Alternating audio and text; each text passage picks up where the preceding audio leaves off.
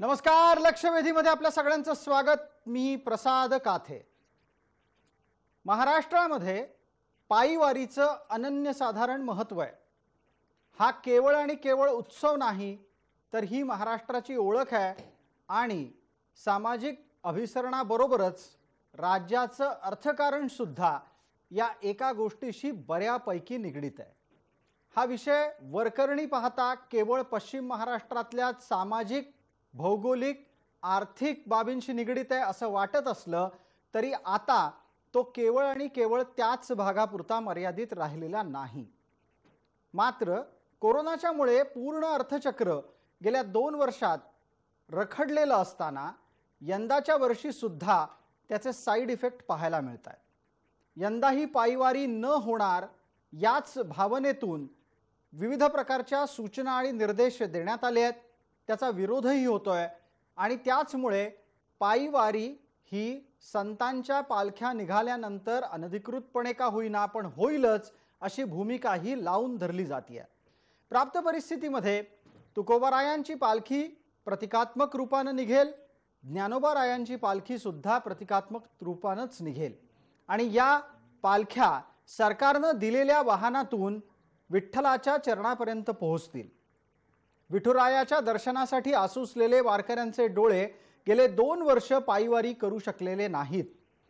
विठुरायाच्या दर्शनासाठी पायीवारी नच जावं, उरावरी एकमेकांना भेटावं, माऊली म्हणून प्रत्येकानं प्रत्येकाची ख्यालीखुशाली विचारावी, ही आपली वर्षानुवर्षांची चालत आलेली परंपरा कोरोना नामक एका अत्यंत अनपेक्षित स्थितीनं मोडून पडली आहे।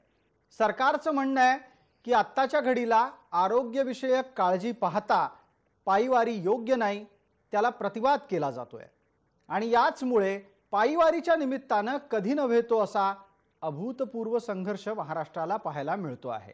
पायीवारी समर्थक एका बाजूला संतांच्या पालख्या निघाल्यानंतर रस्त्यावर आम्ही बाहेर येऊच आणि राज्य सरकारने जर पायीवारीला परवानगी दिली नाही तर आषाढीला पंढरपुरात अनपेक्षित गर्दी राज्य सरकारला थोपवता येणार नाही इतकी टोकाची भूमिका घेत आहेत।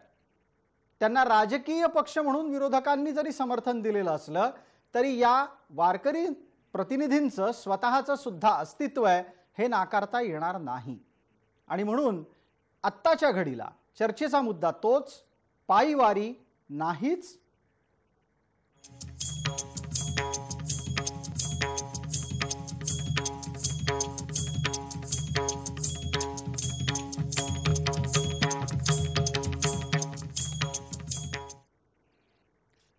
या चर्चेत आपल्याबरोबर सहभागी होणाऱ्या मान्यवरांचा आपल्याला मी पटकन परिचय करून देतो। आपल्यासोबत मवियाचे प्रतिनिधी आणि राष्ट्रवादीचे प्रवक्ता या नात्याने विकास लवांडे आहेत।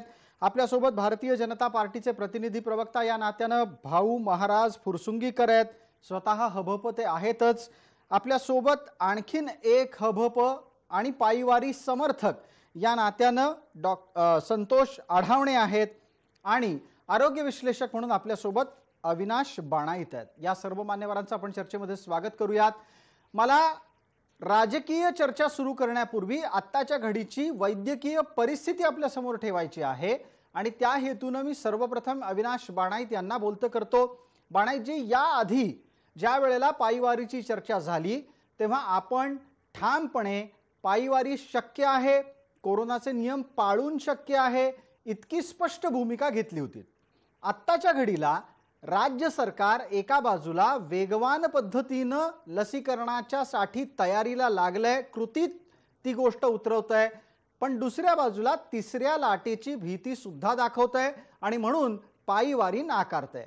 डॉक्टर बाणाईत, आपण वैद्यकीय दृष्ट्या सांगा की जर समजा पायीवारीला परवानगी दिली, नियमित नियम पाळून लसीकरण झालेले आणि नियमांच्या अनुषंगानं पायीवारी करणारे इतकेच जण रस्त्यावर आले तर कोरोनाचा प्रसार वाढू शकतो का?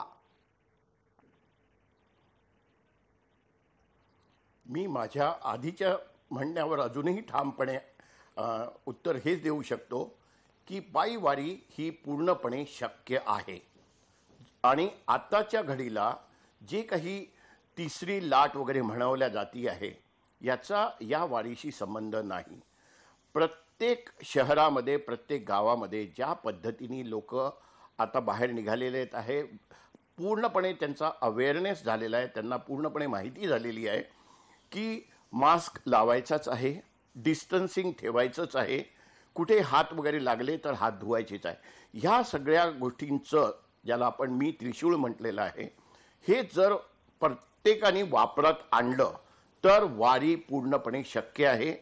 आणि ह्या सगळ्या गोष्टींना ज्या काही भीती दाखवल्या जातात आहे आणि ज्या पद्धतीने थांबवल्या जातात आहे, आजच्या परिस्थितीला मी वैद्यकीय हे म्हणून हे एवढं सांगू शकतो की वारी ही पूर्णपणे शक्य आहे.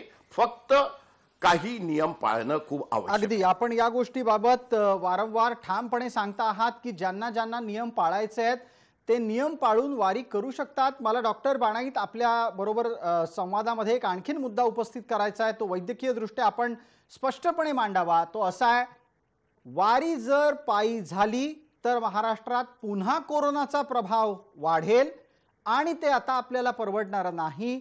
हा तर्क वैद्यकीय दृष्ट्या कितपत साधार आहे? प्रसादजी, मी आपल्याला याच्या आधी देखील सांगितलं होतं की व्हॅक्सिनेशन ज्या पद्धतीने होऊन झालेलं आहे आणि ज्या पद्धतीने इन्फेक्शन होऊन गेलं, ह्या दोनच गोष्टी आहेत की आपल्याला कोरोनापासून वाचवणार आहे.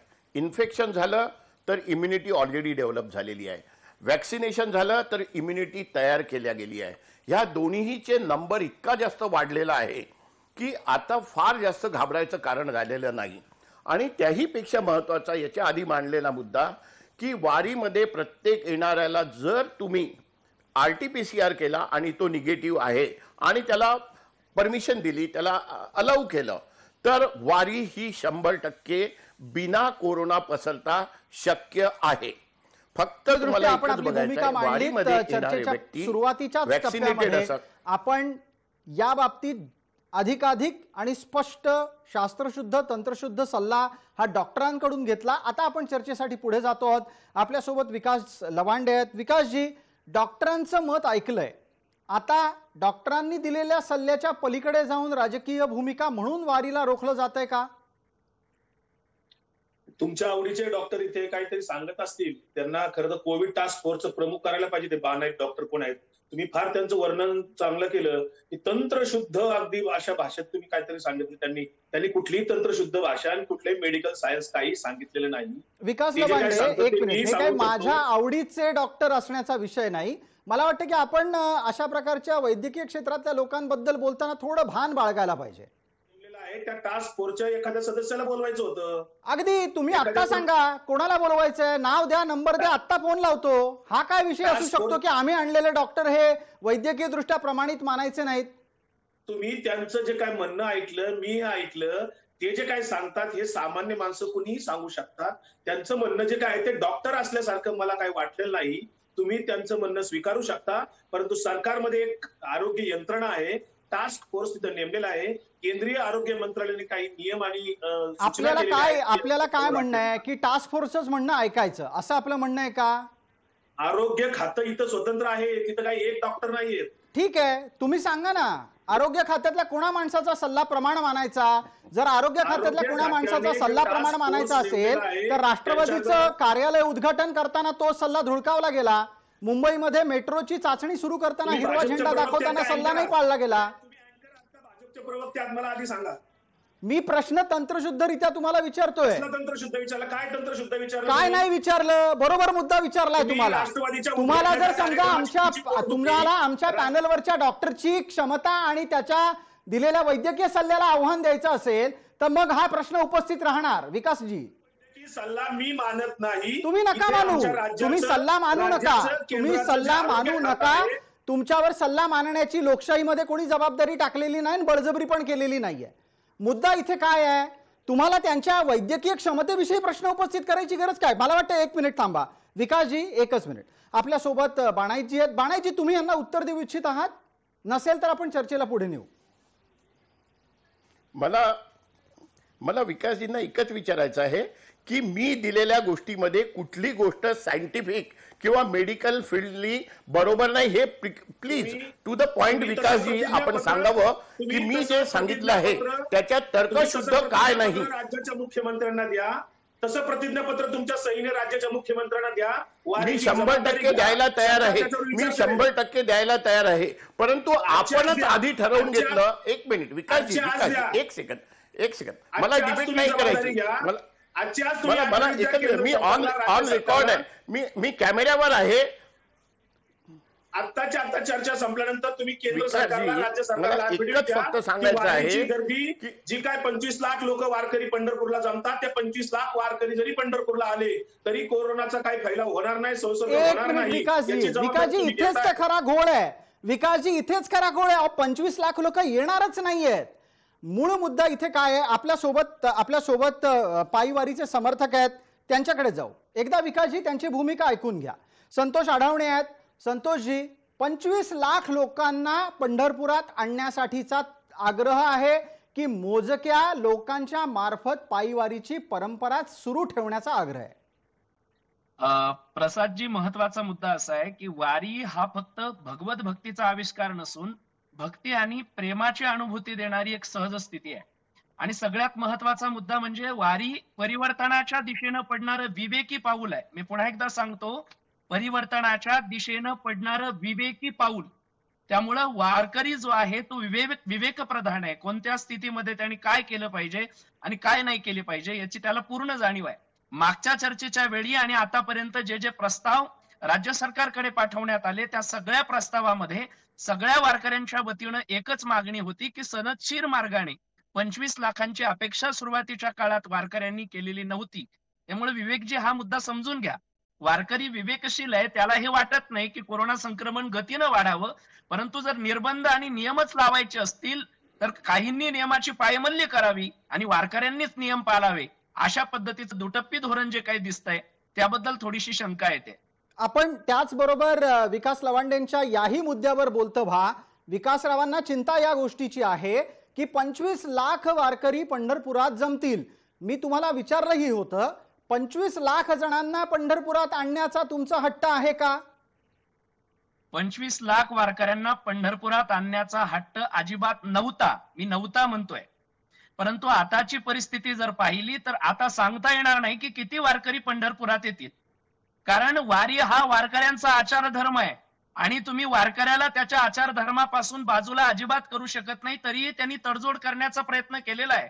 वेळोवेळी वारकऱ्यांनी सनदशीर मार्गाने आम्हाला आपण जी ठरवून दिली संख्या ती त्यांच्यासाठी त्यांना मान्य नव्हती. त्याच्यामध्ये थोडा फेरबदल करावा. मी मागच्या चर्चेमध्ये सांगितलं होतं की नियम बनवला म्हणजे नियम बदलता येत नाही असं नाही. थोडा फेरबदल करून वारकऱ्यांच्या भावनांचा विचार व्हावा, वारकऱ्यांच्या आचारधर्माचा विचार व्हावा, त्याच्या नियमाचा विचार व्हावा, त्याच्या परंपरेचा विचार व्हावा. परंतु तो विचार झालेला नाहीये. त्यामुळे आता सांगता येत नाही किती वारकरी येतील. परंतु की आता सांगता येत नाही किती वारकरी येतील. संतोषजी, आपण आपल्या सोबत आहेत विकास लवांडेजी. विकासजींना संधी देऊयात.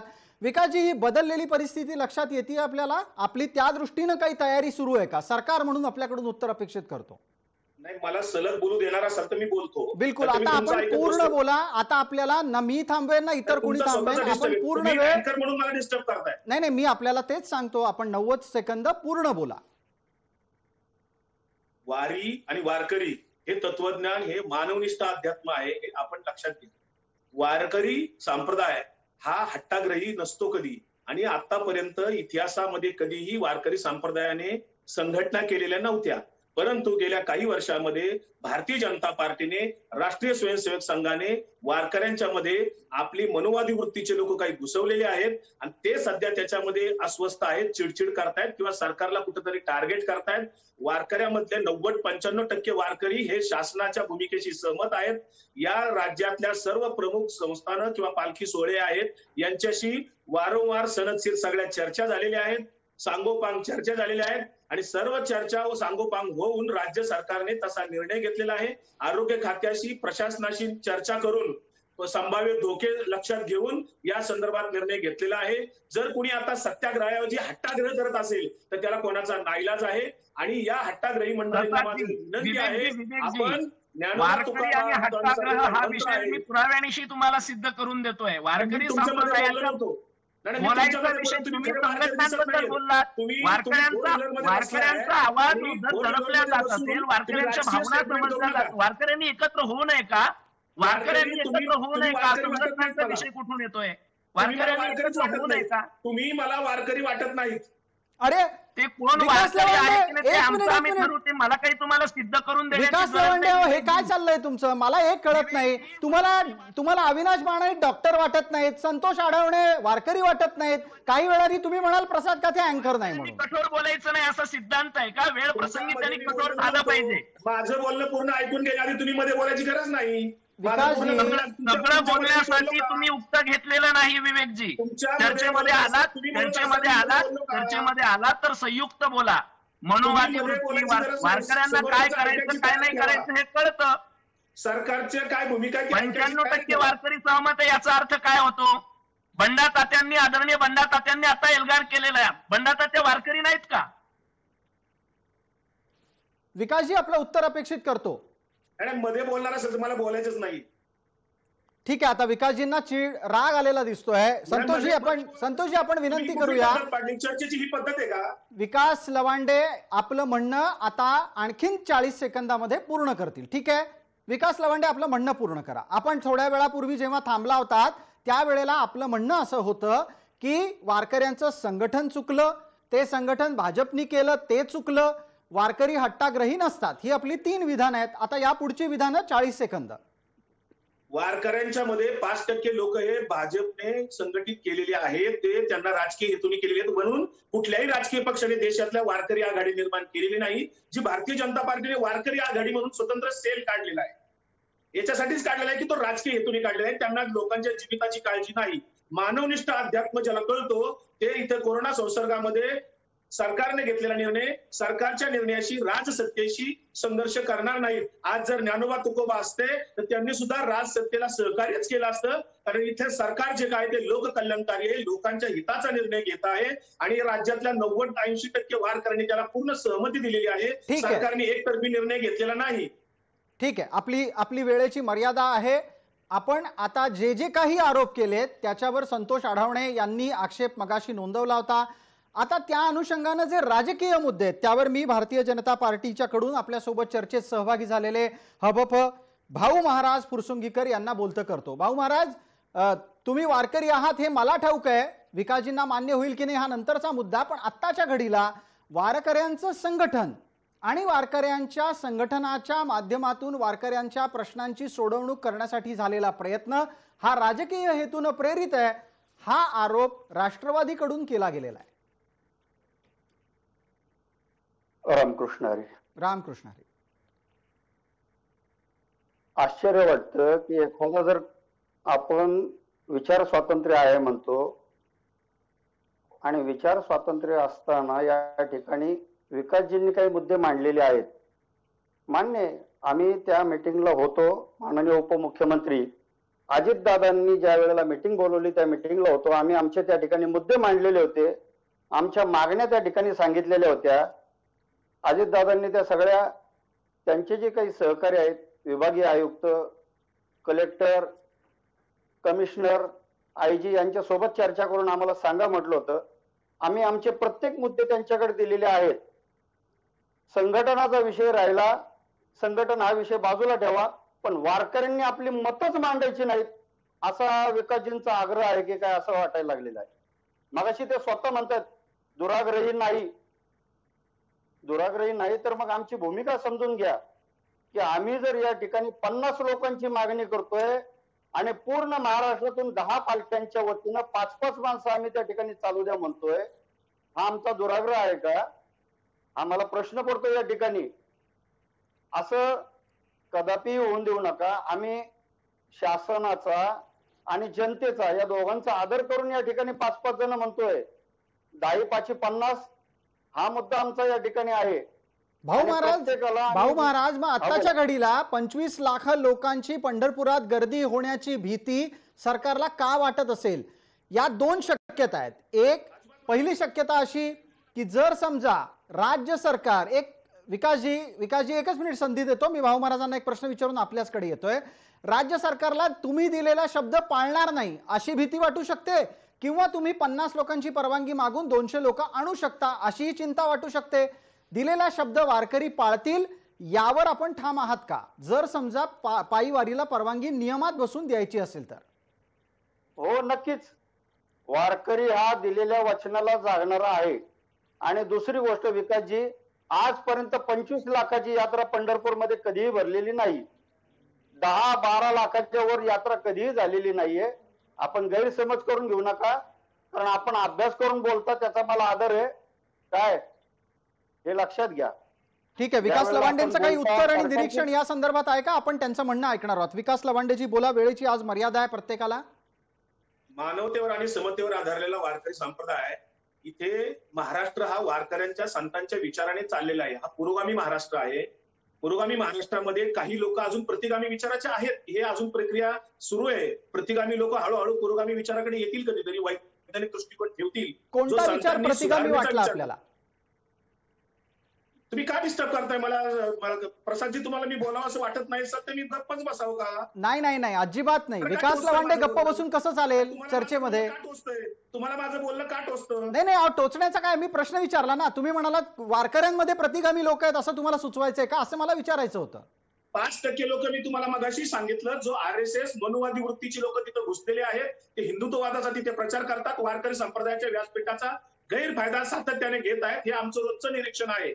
आणि असे लोक इथे चर्चेमध्ये आणून त्या वारकरी संप्रदायाचा अवमान कुणी करू नका. वारकरी संप्रदाय हा फार समंजस आहे, मानवतावादी विचाराचा आहे.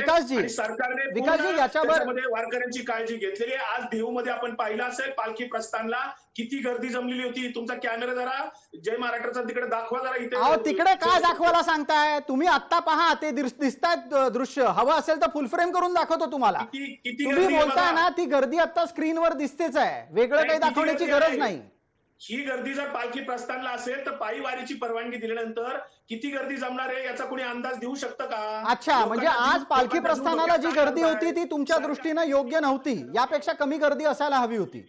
ही नियमानुसार आहे, चर्चा करून नियमावली ठरवलेली आहे, मनमानी केलेली नाही. ठीक आहे. शासकीय यंत्रणेवर, पोलीस यंत्रणेवर, आरोग्य यंत्रणेवर आधीच वर्षभराचा ताण आहे. आणखी पोलीस यंत्रणेवर आणि आरोग्य यंत्रणेवर ताण देऊ नये. आणि त्या सहमतीचे 80-90% वारकरी या राज्यामध्ये आहेत. संतोषजी याचं उत्तर देतील. संतोष आढवणेजी याचं उत्तर देतील. संतोषजी बोला. वारकरी हे महाराष्ट्र सरकारच्या विचाराशी सहमत आहेत. ठीक आहे. बहुसंख्य वारकरी हे महाराष्ट्र सरकारच्या विचाराशी सहमत आहेत असं सांगून पायी वारीसाठी कोणीही बाहेर पडणार नाही हेही सुचवू पाहतायत विकासजी, वारकरी सरकारच्या विरोधात अजिबात नाही. महत्वाचा मुद्दा घ्या. कारण सरकारला आणि प्रशासनाला सहकार्य करण्यासाठी वारकरी काल कटिबद्ध होता, आजही कटिबद्ध आहे. परंतु आता परिस्थिती तशी नाहीये. मागच्या चर्चेच्या वेळी आपण नव्हता, त्यावेळी आम्ही बोललो होतो की जर आपण तेव्हाच सनदशीर मार्गाने या सगळ्या गोष्टी केल्या असत्या तर आज ही वेळ आली नसती. कसली वेळ आली? आज जी गर्दी दिसते ही गर्दी न थांबणारी हट्टाग्रह सुरू आहे. सखूबाईंना वारीसाठी जायचं होतं, वारीला जाताना त्यांना पकडून आणलं, बांधून ठेवलं. स्वतः देवाला सखूबाईच्या जागी बांधून घ्यावं लागलं आणि सखूबाईला पंढरपूरला पाठवावं लागलं. सखूबाईंना देवानी स्वतः सखूबाईच्या जागी स्वतःला बांधून घेतलं आणि सखूबाई पंढरपूरला गेल्या. हा हट्टाग्रह आहे का? माझ्याही घरी वारकरी संप्रदाय आहे. हा हट्टाग्रह आहे का? हा हट्टाग्रह आहे का? आणि जर तो हट्टाग्रह असेल तर मग देवानी मान्य का करावा? लोकांच्या आरोग्याशी, जीवनाशी कुणी खेळ खेळण्याचा प्रयत्न करू नका. लोकांच्या जीवाशी फक्त वारीच दिसतंय का तुम्हाला? ते फक्त वारीच दिसतंय, दुसरीकडे गर्दी नाही. खेळू नका. दुसरीकडे गर्दी नाही का? एकच मिनिट विकासजी एक महत्वाचा प्रश्न इथे संतोषजी तुम्हाला विचारतायत, तो आवाजात कदाचित पोहोचला नसेल. नियम फक्त वारकऱ्यांनाच आहेत का? ज्यांनी नियम तोडले त्यांच्यावर गुन्हे दाखल झालेले आहेत. मग तुमची याच्यातून सांगण्याची इच्छा काय दिसते? वारकऱ्यांच्यावर गुन्हे दाखल करावे, तुमची इच्छा आहे का वारकऱ्यांच्यावर गुन्हे दाखल केले जावे? हा प्रश्न आहे ना. बरोबर, फार बरं झालं तुम्हीच स्वतः प्रश्न विचारला. संतोष आढवणे याचं उत्तर द्या. ज्यांनी नियम तोडले त्यांच्यावर गुन्हे दाखल केले आहेत. राष्ट्रवादी पक्षाच्या कार्यालयाच्या उद्घाटनाचा तुम्ही जो मुद्दा सांगितला, तिथे 150 प्रमुख कार्यकर्त्यांच्यावर गुन्हे दाखल केले आहेत सरकारने. 150 कार्यकर्त्यांमध्ये मोठं कुणीच नाहीये, हेही विसरता येणार नाही. बंडातात्या कराडकरांवर प्रसंगी कारवाई होऊ शकते हे संकेत असतील तर संतोष आढवणे आपली प्रतिक्रिया पटकन अपेक्षित करतो. तात्यांनी यावेळी वारकऱ्यांच्या हिताची निर्णय घेत असताना अनेक आंदोलनं केलेली आहेत. त्यावेळी त्यांच्यावर गुन्हे दाखल झालेले आहेत. वारकरी संप्रदायाने कुणाला नेतृत्व दिलेलं नाही. अहो, आदरणीय तात्यांनी देहूमध्ये प्रसादची माझा मुद्दा आहे का? आदरणीय तात्यांनी कीर्तनकारांप्रती वारकऱ्यांप्रती देहूमध्ये जे आंदोलन केलं त्याची दखल का घेतली नाही आपण? त्याची दखल का घेतली नाही आपण? फक्त नाही, वारकरी संप्रदायातले कुणीही बंडा तात्याचे कार्यकर्ते नाहीयेत. मला वाटतं विकास लवांडे बंडा तात्या कराडकर यांच्याविषयी बोलताना किमान आदरसूचक उल्लेख व्हायला हवा. अरे तुरे त्यांचा उल्लेख होता कामा नये, कोणाचाच होता कामा नये. संतोष अडवणे एक मिनिट. विकासजी ऐका ना, मगाशी तुम्हाला बोलताना अडवलं तर तुम्ही म्हणायला लागलात की हे बरोबर नाही. आता संतोष अडवणेंना तुम्ही बोलू देत नाही आहात. राजकीय पक्ष नाही तो वारकरी हेच संप्रदाय. आम्ही तुम्हाला सांगतोय की वारकरी संप्रदायाची विचारधारा आहे, ज्ञानोबा तुकोबार यांच्या विचारावर चालणारा स्वयंघोषित काही नेते वारकऱ्यांचं तो एक नेतृत्व प्रवाह आहे. करतायत. वारकऱ्यांना नेत्याची गरज नाही. वारकऱ्यांमध्ये कोणी नेता नव्हता, आज नाही आणि भविष्यात सुद्धा नसेल आणि असला तरी तो स्वीकारला जाणार नाही. वारकरी आघाडी कशासाठी आहे? अहो, वारकरी आघाडीचा आणि यांचा काही संबंध नाहीये. हे पंढरपुरातून आपल्या बरोबर बसलेले वारकरी आहेत. बंडातात्या कराडकरांची पण संघटना आहे. बंडातात्या कराडकरांना वारकऱ्यांनी आपण मला एकच मिनिट संतोषजी थांबा. संतोषजी मला एक प्रश्न विचारू द्यात. विकास लवांडेंचा हा कायमचा तर्क असतो की वारकऱ्यांचा संघटन योग्य नाही. मला हेच कळत नाही, लोकशाही असलेल्या देशामध्ये समविचारी लोक एकत्र आली तर चुकलं कुठं? बंडातात्यांना चालत नाही. बंडातात्यांचा अहिंसेवर विश्वास नाही. अरे हे तर अजूनच कमाल निघायला लागलं. हिंसा करणाऱ्या डाऊ कंपनीला बंडा तात्यांनी त्याचा विरोध केला. बरोबर तुम्ही सांगितलं. हा बरोबर सांगतोय. डाऊ कंपनीचं सांगा, आंदोलन वगैरे सगळं सांगा. हो केलंय. हा, तुमचा हिंसेवर विश्वास नाही. कीर्तनामध्ये टाळकरी गाई कापायला परवानगी देणं ही हिंसा नाही का? आमच्या संतांनी स्त्री पुरुष समान गाई कापायला परवानगी देणं ही हिंसा नाही का? अमंगल आमच्या संतांनी सांगितलं. अहो, गाई कापायला परवानगी देणं ही हिंसा नाही का? व्यवस्थेचं समर्थन करता का बरं? भले तरी देऊ कासेची लंगोटी, नाताळाची माती हानो काठी, हे प्रमाण नाही का आपल्या लक्षात? भेद अमंगल हे विसरू नका. नाताळाची माती हानो काठी हे प्रमाण नाही का आपल्या लक्षात? भेद अमंगळ, कुणाच्याही भेदाभेद करू नका. हो, मी तेच बोलतोय. महिला आलेले चालत नाही. वेळेची मर्यादा आहे. मी दोघांनाही थांबण्याची विनंती करतो. वेळेची मर्यादा आहे. भाऊ महाराज फुरसुंगीकर, जाता जाता शेवटची 30 सेकंद पटकन आपल्यासाठी आहेत. माफ करा, आज डॉक्टर साहेब आपल्याला पुरेसा वेळ देता आला नाही. भाऊ महाराज फुरसुंगीकर, जाता जाता 30 सेकंदात सांगा, आजपासून जेव्हा तुकोबाराय निघतात, उद्या ज्ञानोबाराय निघतील, पुढच्या 10 ते 11 12 दिवसांमध्ये आषाढीपर्यंत महाराष्ट्रातलं चित्र काय असेल? 30 सेकंदात पटकन. महाराष्ट्रातलं चित्र आम्ही मगाशी स्पष्ट केलेलं आहे की संतांच्या पादुका या जागेवर राहणार आहेत. वारकऱ्यांना चालण्याची परवानगी मागतोय आणि याच्यामध्ये कोणीही येणार नाहीये. आणि जाता जाता विकासजींना एक मुद्दा सांगू इच्छितो की भोपाळला जे वायू दुर्घटना घडली होती, त्या वायू दुर्घटना घडल्यानंतर डाऊ कंपनी महाराष्ट्र सरकारने इथे आणली होती आणि ती डाऊ कंपनी घालवण्याकरता इथल्या जनतेला कुठल्याही प्रकारचा त्रास होऊ नये म्हणून डाऊ कंपनीच्या विरोधात आंदोलन केलं होतं. हे आपल्याला कुठे दुःख आहे का? ठीक आहे, त्याची चर्चा आपण स्वतंत्रपणे करू. आज वेळेची मर्यादा आहे. विकासजी माफ करा, आता वेळेची मर्यादा असल्यानं मला इथेच थांबावं लागतंय. आपण सर्व मान्यवर या चर्चेत सहभागी झालात त्याबद्दल आपले मनपूर्वक आभार. येत्या दिवसांमध्ये पायी वारी जाण्याच्या वाटेवर कशा प्रकारचं चित्र असतं त्याकडे आपलं लक्ष राहणार आहे. आत्ताच्या लक्षवेधी चर्चेत तुर्तास इतकंच. आपण सर्व मान्यवर या चर्चेत सहभागी झाल्याबद्दल आपले पुन्हा एकदा आभार. सर्व प्रेक्षकांना जय महाराष्ट्र.